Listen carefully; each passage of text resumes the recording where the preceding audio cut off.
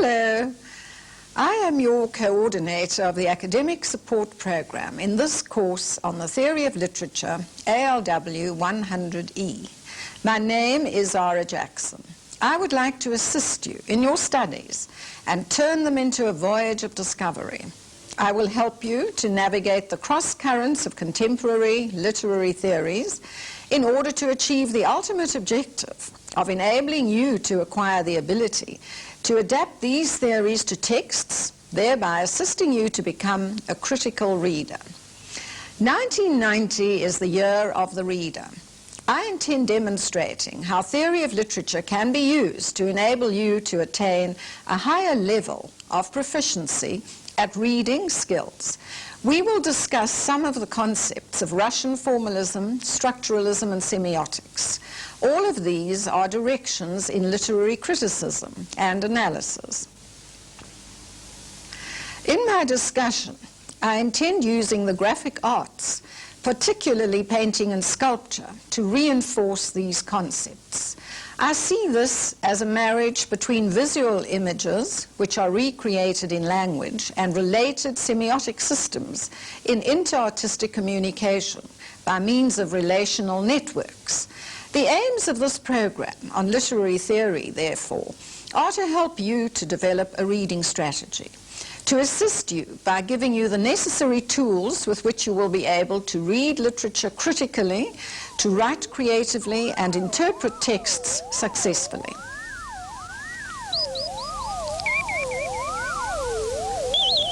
Let us examine what is understood by defamiliarization, one of the concepts of the Russian formalists. The critic Viktor Shklovsky introduced the phrase "priem ostranenia." This Russian phrase is translated as the device of making strange. The word ostranenia is translated as alienation and defamiliarization. When an advertising agency is engaged to advertise a new product, something unfamiliar is being made familiar. But when Picasso, the artist, depicts a human embrace in an abstract way, or a locomotive comes puffing out of a fireplace, something familiar in all these cases is being made unfamiliar.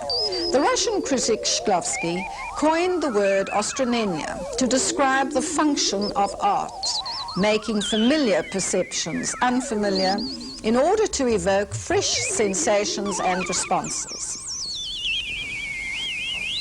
Ek wil graag twee Afrikaanse gedigte bespreek om die konsep van ostranenia te illustreer. Vergelyk die gedig Maria deur Elisabeth Eybers met W.E.G. Louw se gedig met dieselfde titel. Net soos die skilder die konsep van defamiliarisasie in sy skildery toepas, so ook sien ons hoe Eybers Maria as 'n doodgewone jong vrou wat 'n kind verwag voorstel. W.E.G. Louw aan die ander kant gee ons 'n impressionistiese uitbeelding van hierdie belangrike oomblik in Maria se lewe wanneer sy die vreugdeboodskap kry. The next exciting development came with de Saussure's theory of signifier and signified.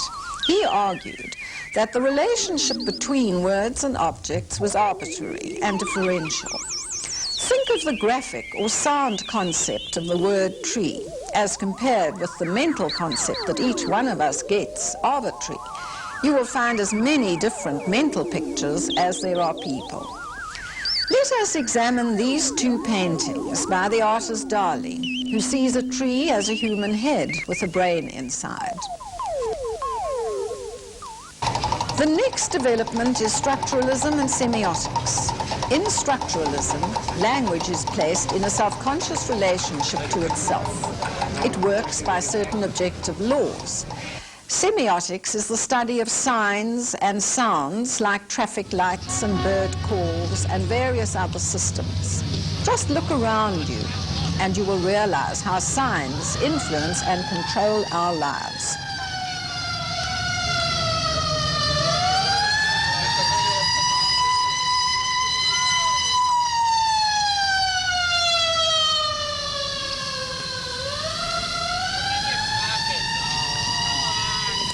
Thus, a poem can only be reread since some of the structures are perceived only upon rereading. Ons gaan ook probeer om die letterkunde as 'n kommunikasiemiddel te benader. Ons sal poëtiese sowel as narratiewe tekste behandel. U sal opmerk dat daar dikwels 'n oorvleueling van benadering ten opsigte van die poësie en die narratiewe tekste sal wees. Vakansiebrief, D.J. Opperman. Voor my in 'n mispel kras 3 kraaie, my dae verdwyn in stiltes soos kwartels in lang gras. Vanoggend, toe ek aardwurms soek, raak ek oor 'n fossiel verstrooid soos oor 'n bladsy uit 'n muf dagboek. Please take a good look at the various tools which are available for literary analysis.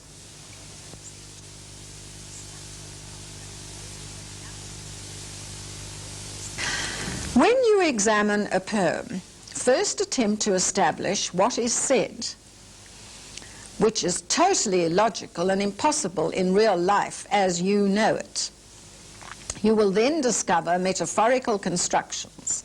A metaphor is an image presented by the poet by using words in a way which differs from practical language. The words are defamiliarized and heighten our perception of what is happening. For example, listen to this line from the poem Nightjar.